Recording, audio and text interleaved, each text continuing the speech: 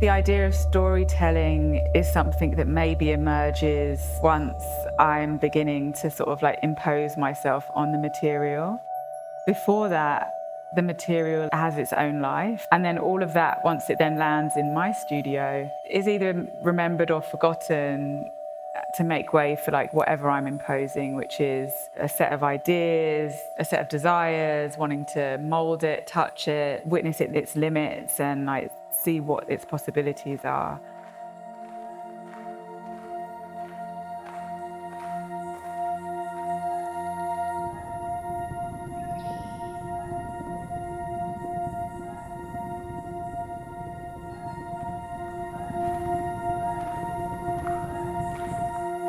For me, being an artist is very fluid, and it comes as a sort of like instinct from within to communicate with others and to find communal language. As that sort of like affects medium and materials, for me, the ones that I keep being drawn to again and again are definitely sound and clay, as well as poetry. And I think that's because of the way those things are able to manifest in space. In performance, you're often thinking about how you might occupy space. And I think even though sculpture can be quite static, the way it occupies a room and sort of like often surprises you with sort of like how much space it demands.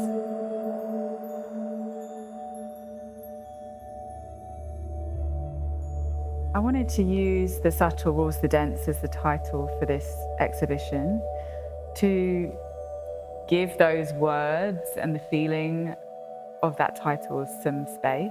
It comes from a book called Meditations on the Tarot, A Journey into Christian Hermeticism by Anonymous. It was a phrase that really struck me as a way to kind of evoke and describe what it is to be human, what it is to sort of be in relationship with each other and have bodies and have emotions and ritualize death and life and everything in amongst that. There is a need to be quite devoted to something like ceramic because becoming skilled in this medium takes many years and decades. One of the many reasons why it is at the foreground of my work is because I've repeatedly devoted myself to understanding its possibilities and to becoming skilled in sort of like working with it. In the show, there are multiple ceramic techniques being used.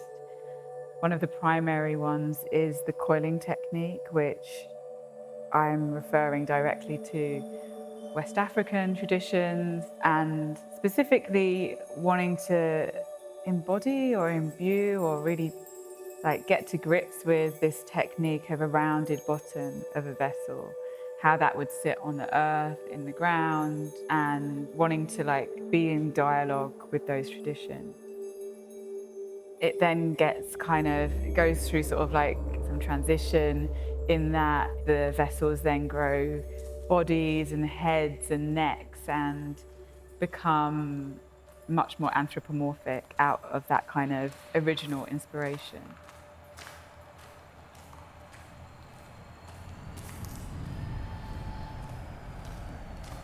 For me, what's happening when I make an exhibition is different kind of like ideas that form both sort of like lyrically in my imagination, but then kind of like begin to manifest in the way the scenario moves around. And I think sound and performance and in turn sculpture sort of like they inform the environment and they inform the way the different like objects are placed in the space. Sometimes I think the sound can be its own sculpture.